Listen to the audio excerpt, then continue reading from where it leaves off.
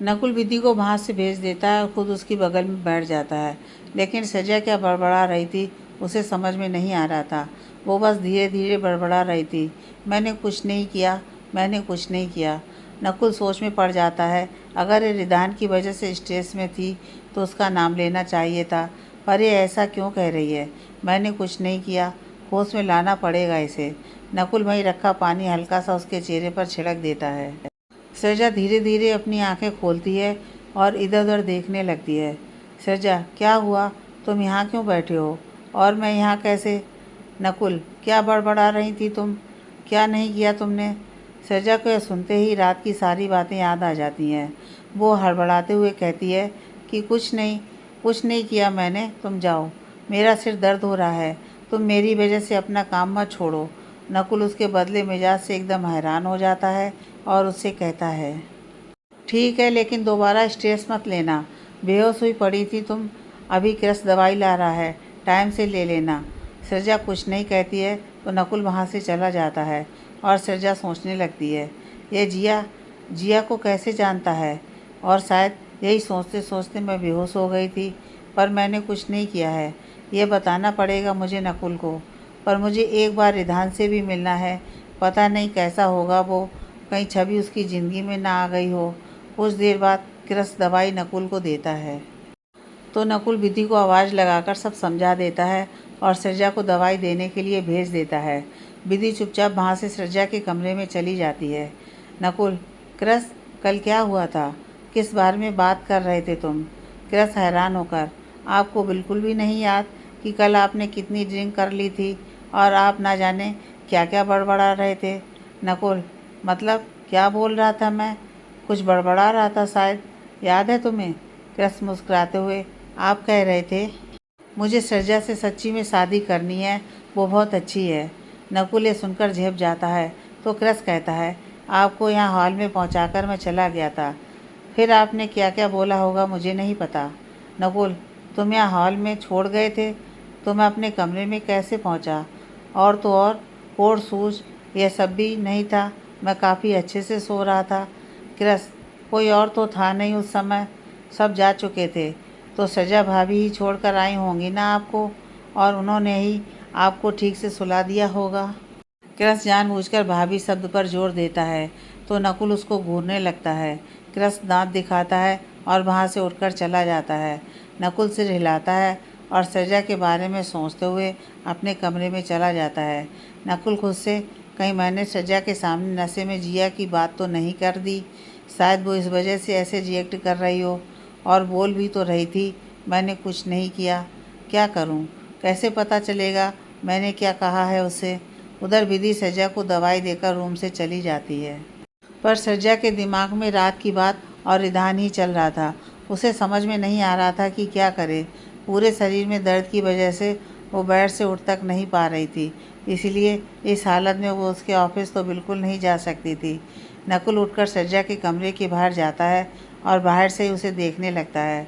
सजा जैसे ही अपनी नज़र बाहर की तरफ करती है, नकुल तुरंत छिप जाता है तो सजा को कोई नज़र नहीं आता है। दवाई खाने की वजह से वो धीरे धीरे नींद के आगोश में चली जाती है।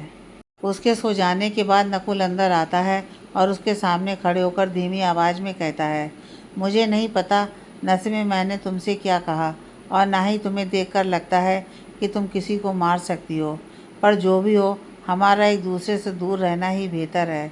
वहाँ से निकलकर वो अपने कमरे में जाता है और तैयार होकर ऑफिस जाने लगता है। साथ ही वो विधि से सृजा का ध्यान रखने के लिए कहता है। धीरे धीरे दिन बीत रहे थे। नकुल सुबह सृजा के उठने से पहले घर से निकल जाता और रात में भी देरी से आता था। वह सृजा के सामने आने से बच रहा था या कहीं गुस्से में उसे उल्टा सीधा ना बोल दे, इस वजह से भाग रहा था। इनमें से क्या वजह थी ये तो वही जानता था, लेकिन रोज़ वो सृजा को कमरे के बाहर से देख जरूर लेता था। सृजा उसके बदलते स्वभाव को देखकर सोच में ज़रूर पड़ जाती थी, पर इस समय उसका रिधान से मिलना ज़्यादा ज़रूरी था। एक दिन यही सोचकर वो बिना किसी को बताए घर से निकल जाती है और रिधान के ऑफिस, जिसमें इस समय वो काम करता था, वहाँ पहुँच जाती है। वो अंदर जाने का तरीका सोचने लगती है। सिक्योरिटी गार्ड चेकिंग के बाद उसे अंदर जाने देते हैं, पर रिसेप्शन पर बैठी लड़की उसे रोक देती है। रिसेप्शनिस्ट, मैम आप बिना अपॉइंटमेंट के सर से नहीं मिल सकती। सजा, पर आप एक बार उनसे पूछ तो लीजिए, वो खुद मुझे बुला लेंगे। रिसेप्शनिस्ट, सॉरी बट सर ने अभी सबको मना किया है उन्हें डिस्टर्ब करने से, वो अपनी मंगेतर के साथ थोड़ा बिजी हैं। मंगेतर सुनते ही सजा को अपने अंदर कुछ टूटता हुआ सा महसूस होता है। वो बिना किसी पर ध्यान दिए अंदर भाग जाती है और रिधान का केबिन देखकर उसी तरफ चली जाती है। रिसेप्शनिस्ट यह देखकर डर जाती है और सिक्योरिटी को बुलाती है, पर उससे पहले ही सजा रिधान के केबिन का गेट खोल देती है। अंदर रिधान छवि के साथ खड़ा और दोनों एक दूसरे के काफ़ी करीब थे। वो दोनों सजा को देखते हैं तो थोड़ा दूर हो जाते हैं। रिधान गुस्से में चिल्लाता है, कौन हो तुम और बिना परमिशन के अंदर कैसे आई? सजा, तुम मुझे भूल गए रिधान, अपनी सजा को। मुझसे इतने वादे किए थे, अपने डैड को छोड़कर मेरे साथ थे तुम। उस दिन एक्सीडेंट के समय भी मैं तुम्हारे साथ थी, तो फिर तुम मुझको कैसे भूल सकते हो? रिधान और छवि दोनों हैरानी से उसे देखने लगते हैं। फिर रिधान थोड़ा शांत होकर कहता है, शायद आपको कोई गलत फहमी हो गई है, मैं तो आपको जानता तक नहीं। इतने में सिक्योरिटी आती है और सजा को वो लोग ले जाने लगते हैं, तो छवि उन्हें रोक देती है और सजा के पास आकर पूछती है, आप सच में रिधान की बात कर रही हैं? सजा हाँ में सिर हिलाती है। रिधान सबको बाहर जाने के लिए कहता है और केबिन का गेट बंद कर देता है। फिर सजा को एक नज़र देखता है और छवि के पास जाकर उसका हाथ पकड़ लेता है। रिधान, छवि मैं सच में नहीं जानता ये कौन है और मैं अपने डैड को क्यों छोड़कर जाऊंगा।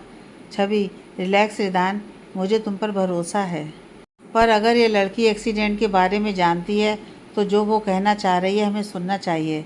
रिधान सिर हिला देता है तो छवि सजा से अपनी बात पूरी करने के लिए कहती है, सजा, मुझे पता है उस एक्सीडेंट में तुम्हारी मेमोरी लॉस हो चुकी है, पर मैं जो कह रही हूँ सच कह रही हूँ।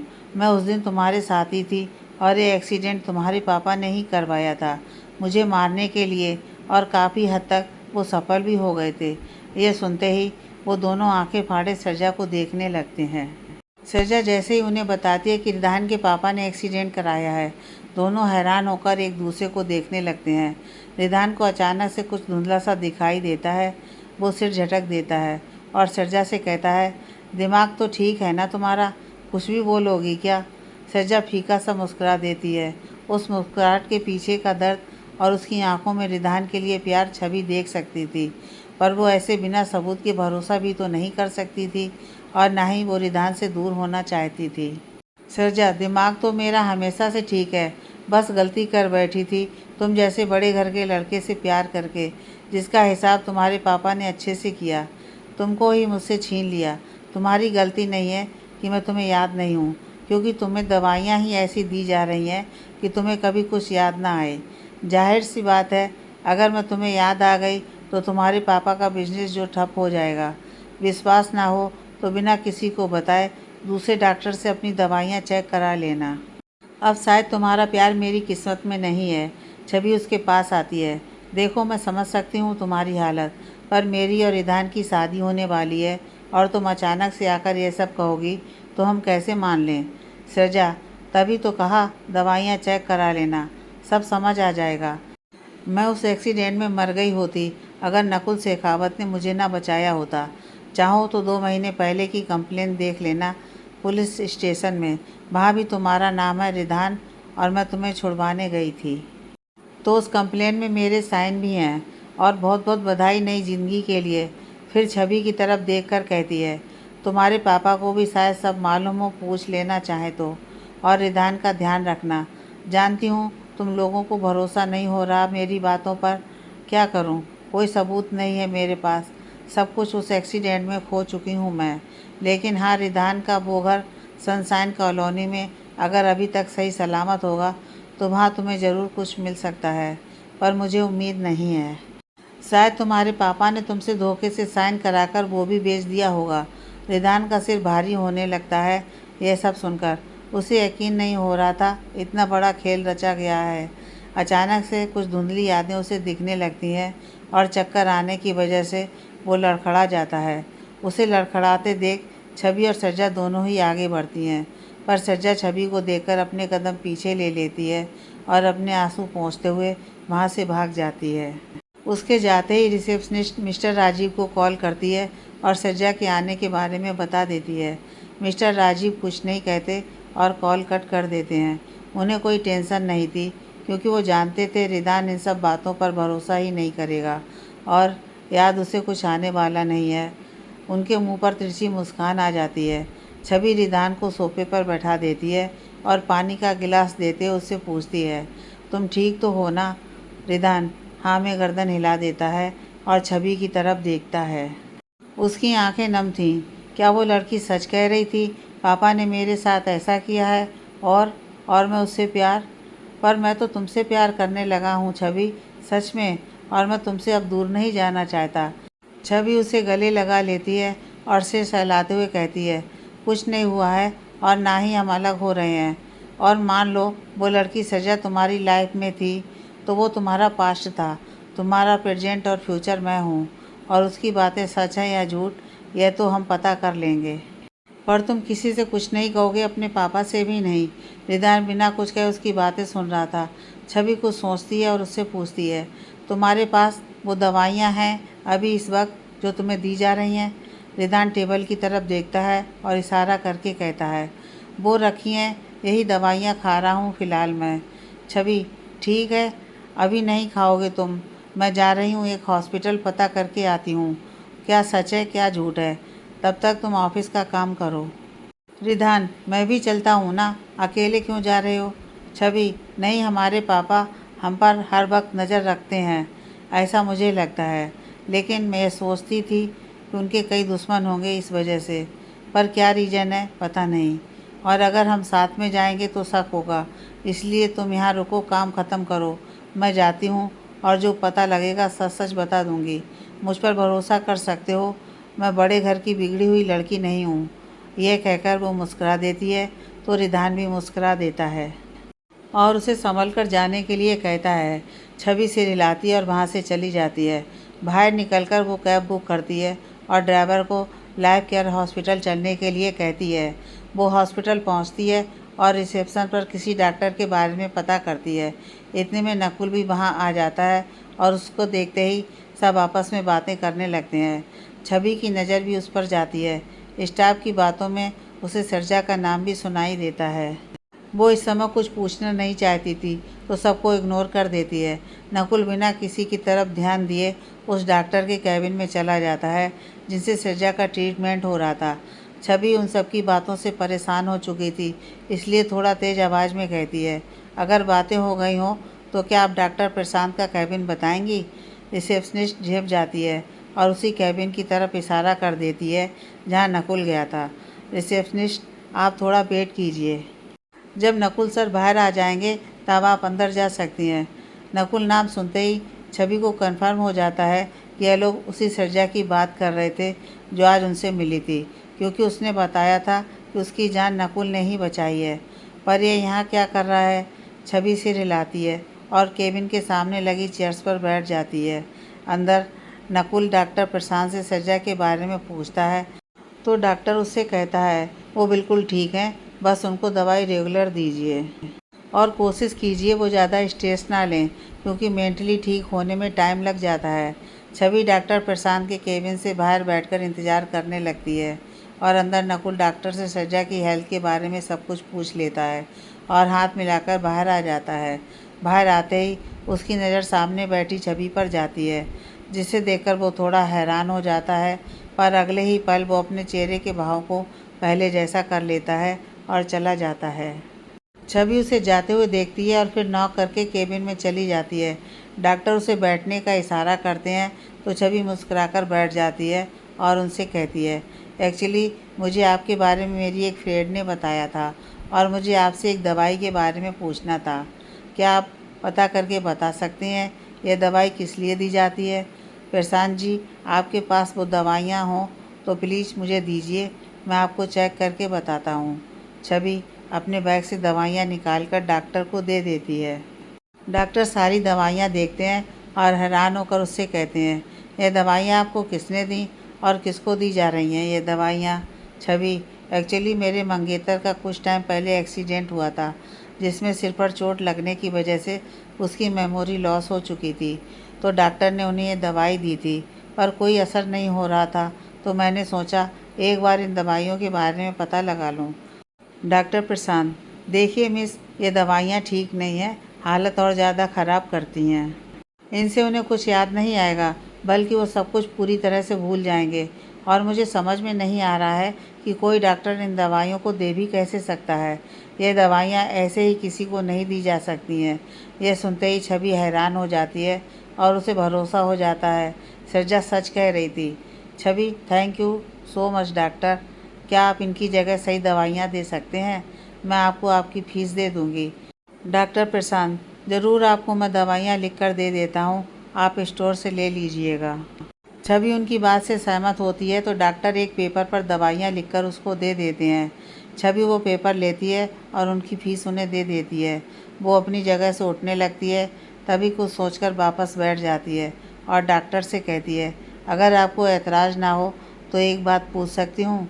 डॉक्टर प्रशांत हाँ में सिर हिला देते हैं। तो छवि उनसे पूछती है, वो जो अभी आपके कैबिन से निकल कर गए थे, वो कौन है? एक्चुअली मैं शायद उन्हें जानती हूँ, पर याद नहीं आ रहा है। प्रशांत, जी वो मिस्टर नकुल शेखावत हैं, यहाँ के जाने माने बिजनेसमैन। छवि, ओह हाँ, मेरी एक फ्रेंड के दोस्त हैं वो, पर यहाँ क्यों आए थे, वो आप बता सकते हैं? प्रशांत, वैसे तो हम ऐसे किसी को बताते नहीं हैं, पर शायद आप उन्हें जानती हैं और आप भी अच्छे घर की लगती हैं, इसलिए बता रहा हूँ। करीब 12 महीने पहले वो यहाँ आए थे अपनी वाइफ मिस सृजा को लेकर। उनका काफ़ी बुरा एक्सीडेंट हुआ था, पर किस्मत अच्छी थी कि उन्हें ज़्यादा चोट नहीं लगी। पर वो किसी शौक में जा चुकी थी और पूरे 4 दिन तक बेहोश रही थी। और अभी कुछ टाइम पहले वो इसी वजह से दोबारा बीमार हो गई थी। तो नकुल उन्हीं की हेल्थ के बारे में पूछने आए थे। Chhavi, thank you so much doctor. चलती हूँ, मेरी मदद करने के लिए आपका बहुत बहुत शुक्रिया। डॉक्टर से हिला देते हैं तो छवि वहाँ से चली जाती है और वहीं बाहर बने स्टोर पर वो पेपर दे देती है। स्टोर वाला दवाइयाँ निकालने लगता है। छवि अपनी ही सोच में गुम हो जाती है। छवि खुद से, सृजा ने जो कहा सही था, पर उसने कहा वो रिधान से प्यार करती है, फिर नकुल की वाइफ कैसे? कुछ समझ नहीं आया। वो पागल हो जाऊंगी मैं तो। इतने में स्टोर वाला उसे दवाइयाँ दे देता है तो वो उसे पैसे देकर वहाँ से चली जाती है और रिधान को कुछ मैसेज भेज देती है। वहाँ से वो सीधा अपने घर जाती है और दवाइयाँ बैग में रखकर बेड पर लेट जाती है। आज इतना कुछ हो चुका था जिस वजह से उसके सिर में दर्द होने लगा था। वो आंखें बंद करे रहती है और कुछ देर में सो जाती है। शाम को जब उसकी आंख खुलती है तो वो टाइम देखती है। टाइम देखते ही वो हड़बड़ाते हुए उठती है और जल्दी से तैयार होने चली जाती है। सृजा रिधान से मिलने के बाद जब से घर आई थी तब से उसने खुद को कमरे में बंद कर रखा था। विधि कई बार आ चुकी थी उसे बुलाने के लिए, पर उसने दरवाज़ा ही नहीं खोला। वो अंदर बैठी बस रोई जा रही थी। उसका दिल आज पूरी तरह टूट चुका था। आज जिस तरह रिधान छवि को देख रहा था, उससे सृजा को यह एहसास हो चुका था कि रिधान उससे काफ़ी प्यार करने लगा है। और अगर कभी उसे सब याद आ भी गया तो वो तब भी छवि को छोड़कर उसके पास वापस नहीं आएगा। और सृजा भी किसी की ज़िंदगी बर्बाद नहीं करना चाहती थी। रोने की वजह से उसकी आंखें लाल हो गई थीं और साथ ही थोड़ी सूज गई थीं। नाक भी लाल हो चुकी थी। वो इस समय किसी से बात नहीं करना चाहती थी, इसलिए खुद को कमरे में बंद करे थी। नकुल अक्सर रात में लेट आने लगा था, पर विधि ने फ़ोन करके उसे सृजा के बारे में बताया तो मजबूरन उसे जल्दी आना पड़ा। घर आकर वो पहले अपने कमरे में गया और चेंज करने के बाद सृजा के कमरे का गेट नॉक करता है, पर सृजा दरवाज़ा नहीं खोलती है। तो वो उसे आवाज़ लगाता है। उसकी आवाज़ सुनकर सृजा एक बार सिर उठाकर दरवाजे की तरफ देखती है और फिर वापस से अपना सिर घुटनों के बीच में रख लेती है। नकुल काफ़ी देर तक उसे बुलाता है, पर कोई असर नहीं होता है। तो वो कुछ सोचने लगता है और फिर तेज़ आवाज़ में कहता है, तुम शायद ये भूल रही हो कि ये मेरा घर है और मैं कहीं भी आ जा सकता हूँ। सारे रूम की चाबी है मेरे पास, और अगर मैंने खुद खोला तो दोबारा कभी भी रूम लॉक हुआ तो बिना पूछे भी खोल सकता हूँ। समझ रही हो ना तुम मैं क्या कहना चाह रहा हूँ? शायद इसके आगे वो कुछ बोलता उससे पहले ही दरवाज़ा खुलता है। सृजा दरवाज़ा खोलकर वापस बेड के पास नीचे बैठ चुकी थी। नकुल अंदर आता है और उसकी तरफ देखता है तो वो अपना मुंह घुटनों के बीच झुकाए बैठी थी। नकुल सिर हिलाकर उसके पास बैठ जाता है और थोड़ा हंसते हुए कहता है, क्यों बैठी हो ऐसे, और क्यों गई थी रिदान के ऑफिस? रिदान के ऑफिस जाने वाली बात सुनकर सृजा सिर उठाकर उसे देखती है और बिल्कुल धीमी आवाज़ में कहती है, मतलब तुम अब भी मुझ पर नज़र रखते हो ना? नकुल, मैं पहले ही बोल चुका हूँ, वो तुम्हारी सेफ्टी के लिए है, तो दोबारा पूछने का क्या मतलब है? और ये क्या हाल बना रखा है अपना, बताओगी भी क्या हुआ है? सृजा कुछ नहीं कहती, बस ज़मीन को घूरने लगती है। नकुल उसकी ऐसी हालत देखता है तो उसे अंदर ही अंदर काफ़ी बुरा लगता है। वो आंखें बंद करता है और सृजा के थोड़ा करीब जाकर उसे अपने सीने से लगा लेता है। सृजा उसे छूटने की कोशिश करने लगती है पर नकुल उसे नहीं छोड़ता है और अगले ही पल सृजा तेज़ तेज़ रोने लगती है और फिर कुछ ही देर में सारी बात उसे बता देती है जो ऑफिस में हुआ था। सृजा सिसकते हुए, तुम्हारी वजह से हुआ है ये सब। क्यों आए तुम? क्या चाहिए था तुम्हें? यही चाहते थे ना शायद तुम। अब तो खुश हो गए, दूर हो गया मेरा रिदान मुझसे। नकुल को यह सुनकर काफ़ी बुरा लगता है। वो ऐसा कुछ भी नहीं चाहता था, बस सज्जा को उसके गुनाह का एहसास दिलाना चाहता था। नकुल, यह सब मेरी नहीं, रिदान के पापा की वजह से हुआ है। उन्होंने किया है ये सब। मैं ना होता तब भी वो ये करते, पर शायद तब तुम जिंदा नहीं बचती। सृजा उसी के सीने से लग उसी की शिकायतें कर रही थी। नकुल उसका सिर सहलाने लगता है। सृजा को भी एहसास होता है कि उसने बेवजह नकुल को गलत ठहराया। आखिर उसने तो उसकी जान बचाई थी।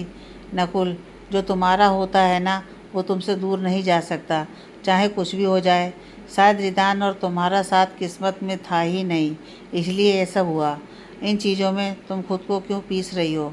जीना सीखो इस तरह कि कोई तुम्हें ज़िंदगी भर का दुख ना दे सके। सजा उससे अलग होती है और चेहरा ऊपर करके उसकी आंखों में देखते हुए कहती है, तुम भी तो मुझे दर्द देना चाहते थे ना, तो फिर खुद ही ये सब क्यों सिखा रहे हो? नकुल यह सुनकर झेप जाता है और अपने भाव बदलते हुए उससे कहता है, तुम ऐसी बन जाओगी तब तुमको सताने में और भी ज़्यादा मज़ा आएगा, बस इसलिए। सजा जानती थी नकुल झूठ बोल रहा है। वो वापस से उसके सीने से लग जाती है और उसे कसकर पकड़ लेती है। नकुल उसकी इस हरकत से थोड़ा असहज हो जाता है। सृजा, प्लीज़ बस थोड़ी देर ऐसे ही रहने दो, बस कुछ देर। नकुल कुछ नहीं कहता, बस उसे सीने से लगाए रहता है। उसे आज सृजा की हालत देखकर थोड़ा बुरा लगा, पर पता नहीं क्यों यह सब सुनकर वो थोड़ा सा खुश भी था। और जिस तरह सृजा उसके गले लगी हुई थी, उसे एक अपनेपन का एहसास हो रहा था। कुछ देर बाद वो देखता है सृजा सो चुकी है, तो वो धीरे से उससे अलग होता है और उसे बेड पर लिटा देता है।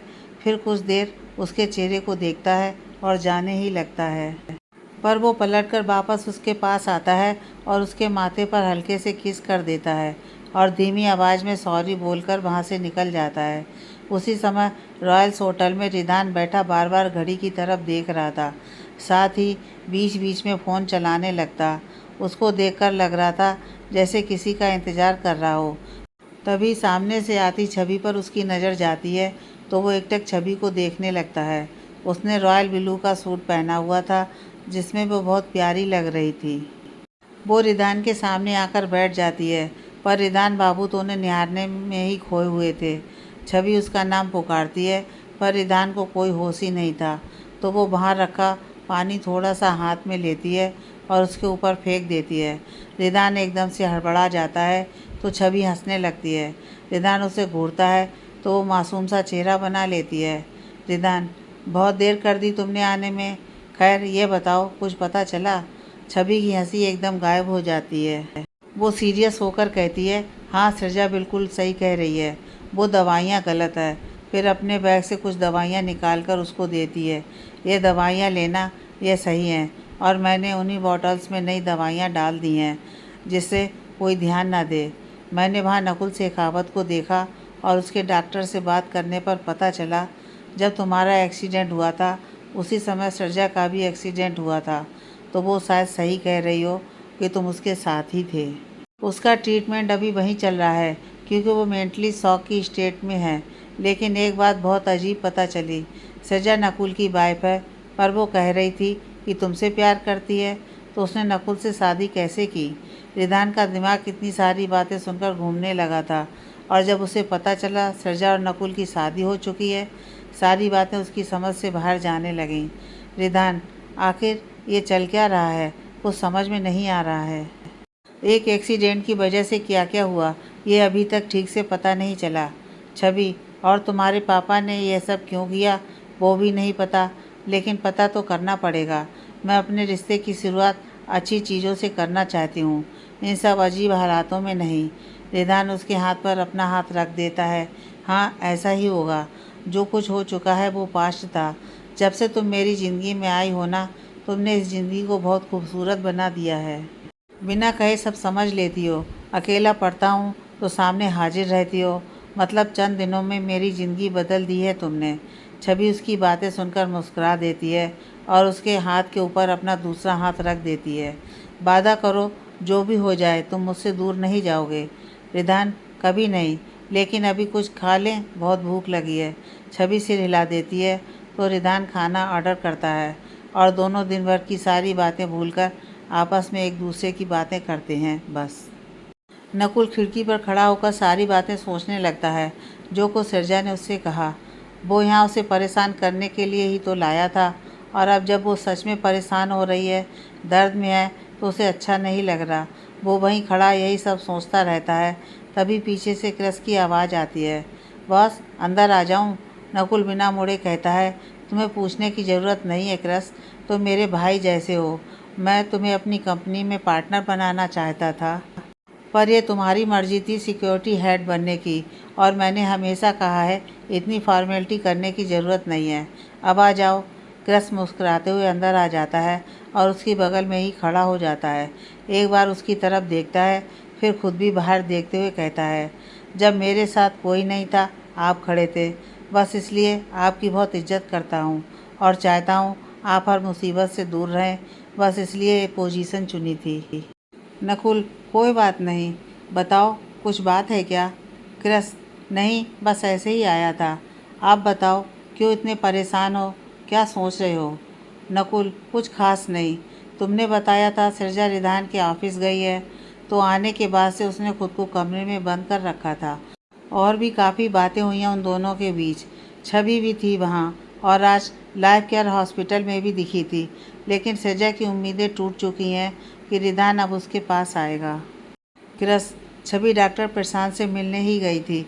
जैसा आपने कहा था थोड़ी नज़र रखूं, तो मैं भी उसके पीछे चला गया था। वो रिधान की दवाइयाँ चेक कराने लाई थी, और उसको यकीन हो गया है कि मिस्टर राजीव और मिस्टर रहेजा इन लोगों का फ़ायदा उठा रहे हैं। लेकिन बॉस, आप क्यों परेशान हैं? आप तो चाहते थे सरजा दर्द में रहे। उसकी क्या गलती थी मुझे नहीं पता, पर सच कहूँ मुझे नहीं लगता वो कभी किसी का दिल दुखा सकती है या कुछ गलत कर सकती है। हाँ, गुस्सा ज़रूर आता है उसे, पर जब कुछ गलत हो तब। नकुल, यही तो मैं नहीं समझ पा रहा हूँ। पर मैं जो जानता हूँ वो गलत भी तो नहीं हो सकता। लेकिन सरजा, उसके लिए मैं क्या फील कर रहा हूँ पता नहीं। क्रस, प्यार करने लगे हैं आप उनसे, तभी तो उनकी मुश्किलों को कम करना चाहते हैं, हर दुख से उसे बचाना चाहते हैं। यकीन ना हो तो आंखें बंद करके देखिए, उनका ही चेहरा नज़र आएगा। नकुल हैरानी से उसे देखता है, फिर एक पल के लिए अपनी आंखें बंद करता है। उसे सरजा और उसके साथ बिताया हर एक पल याद आ रहा था। वो झट से अपनी आंखें खोल लेता है और ख़ुद को समझाता है, ऐसा कुछ भी नहीं है, मैं उससे प्यार नहीं कर सकता। क्रस के चेहरे पर हल्की सी मुस्कान आ जाती है। आपके रिएक्शन से पता चल रहा है जो मैं बोल रहा हूँ वो सच है, बस आप मानना नहीं चाहते। कोई बात नहीं, आपको समय समझा देगा। इतना बोलकर क्रस वहाँ से चला जाता है और नकुल फिर से सिरजा के बारे में सोचने लगता है। क्रस पलटकर नकुल को देखता है, फिर धीमी आवाज़ में कहता है, हे भगवान, बॉस को थोड़ी अकल देना, वो समझ सकें जो उनके दिल में चल रहा है। मुझे ऐसा लगता है सिरजा ही वो लड़की है जो इनकी खुशियाँ वापस लौटा सकती है। क्रस घर से बाहर निकलता है और दूसरी तरफ चला जाता है। नकुल भी कमरे की लाइट्स ऑफ करके बेड पर लेट जाता है। क्रस के चेहरे पर हल्की सी मुस्कान आ जाती है। आपके रिएक्शन से पता चल रहा है जो मैं बोल रहा हूँ वो सच है, बस आप मानना नहीं चाहते। नकुल फ्रेश होने के बाद अपने कमरे में बैठा कुछ काम कर रहा था। तभी उसे किसी का कॉल आता है। वो कॉल रिसीव करता है और कुछ बातों के बाद कहता है, जी हम ज़रूर आएंगे। कुछ देर बाद दीदी उसके लिए कॉफ़ी लेकर आती है। तो वो उससे सृजा के बारे में पूछता है। विधि, वो उठ चुकी हैं और काफ़ी देर से गार्डन में बैठी हैं। मैंने नाश्ते के लिए बोला था पर उन्होंने मना कर दिया। नकुल सिर हिला देता है और नाश्ता लगाने के लिए कहता है। विधि सिर झुकाकर वहाँ से चली जाती है। नकुल जो प्रेजेंटेशन बना रहा था उसे कंप्लीट करता है और लैपटॉप बंद करके नीचे हॉल में आ जाता है। विधि ने टेबल पर नाश्ता लगा दिया था। नकुल एक प्लेट उठाता है और बाहर गार्डन में चला जाता है। उसे सृजा झूले पर बैठी दिखती है तो वो भी उसके पास जाकर बैठ जाता है और बीच में प्लेट रख देता है। नकुल, नाश्ता क्यों नहीं कर रही हो तुम? खाओ और फिर अपनी दवाई ले लेना। चलो जल्दी से सृजा। सृजा, सॉरी कल के लिए जो कुछ भी मैंने किया, लेकिन अभी मेरा मन नहीं है खाने का, तुम खा लो। नकुल, जो हुआ भूल जाओ उसे और चुपचाप खाओ। मेरा घर है ये और तुम्हें मेरी बात माननी पड़ेगी। सृजा यह सुनते ही चिढ़ जाती है और थोड़ा सा खा लेती है। नकुल भी उसी में से खा लेता है। सृजा को चिढ़ाने में उसे काफ़ी मज़ा आता था और जब सृजा चिढ़कर मुंह बनाती थी काफ़ी क्यूट लगती थी। नाश्ता करने के बाद नकुल सामने की तरफ देखने लगता है पर सृजा से कहता है, जो कुछ हुआ तुम उसमें खुद को क्यों दोष दे रही हो और ऐसे ही टूटती रहोगी? तो एक तरह से तुम मिस्टर कपूर को उनके मकसद में कामयाब कर रही हो। वो यही तो चाहते थे ना कि तुम रिधान से दूर होकर पल पल मरो, और तुम वही कर रही हो। आगे बढ़ो और कोई ना हो तो मैं तुम्हारे साथ हूँ हमेशा। यह सुनकर सृजा हैरानी से उसे देखती है और कहती है, सच में तुम मेरे साथ हो और जो तुम कोई बदला लेना चाहते थे वो? नकुल फीका सा मुस्कुरा देता है। जब इंसान ही नहीं है तो उसके बदले का क्या करूँ? मैं आज से नई शुरुआत करना चाहता हूँ। दोस्ती करोगी मुझसे? सृजा उसकी बात से वापस जिया के बारे में सोचने लगती है और तय करती है कि अब नकुल को सारी बात बता देगी। नकुल दोबारा से उससे पूछता है, दोस्ती करोगी? सृजा मुस्कुराकर हाँ में सिर हिला देती है तो नकुल भी मुस्कुरा देता है। वो उठकर जाने लगता है पर अचानक से उसे कुछ याद आता है तो वो रुक जाता है और सृजा की तरफ पलटकर कहता है, सुनो, शाम को एक बिजनेस क्लाइंट के यहाँ पार्टी है तो तुम भी मेरे साथ चल रही हो। दोपहर को आऊँगा, मैं शॉपिंग करने चलेंगे। सृजा, पर मैं कैसे जा सकती हूँ?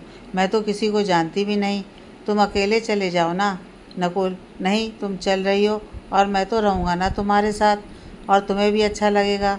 सृजा सिर हिला देती है और सोचती है, अचानक से अकड़ू इतना अच्छा कैसे हो गया? पर जो भी है सही है, लेकिन आज मैं इसे सच बता कर रहूँगी। सृजा यही सोच रही थी कि किसी की आवाज़ से उसका ध्यान भटक जाता है। वो सामने देखती है तो क्रस खड़ा मुस्कुरा रहा था। क्रस, आप बास को मनी मन गालियाँ दे रही थी क्या? वैसे मैं बैठ जाऊँ आपके साथ? सृजा उसे बैठने का इशारा करती है और फिर कहती है, मैं उसे मनी मन कुछ नहीं सुना रही थी, पर आज उसका अलग ही रूप देखा जो काफ़ी अच्छा था, और वो शायद बुरा नहीं है, बस दिखावा करता है। क्रस उसे देखने लगता है। सही कहा आपने, वो बहुत अच्छे हैं, बस पता नहीं क्यों आपके सामने इतना बुरा बनते हैं। वजह मैं भी नहीं जानता। सृजा, शायद मैं जानती हूँ। खैर छोड़ो, आप मुझे मेरे नाम से बुला सकते हो। नकुल आपको अपने भाई की तरह मानते हैं तो आप मेरे लिए भी मेरे भाई जैसे हुए ना। क्रस खुश होते हुए, सच में? मतलब अब मेरे पास एक छोटी बहन भी है? Thank you so much. मुझे अपने परिवार की कमी बहुत खलती थी हमेशा। बचपन से अनाथ था मैं। इधर उधर जो काम मिलता था वो करके अपना गुजारा करता था।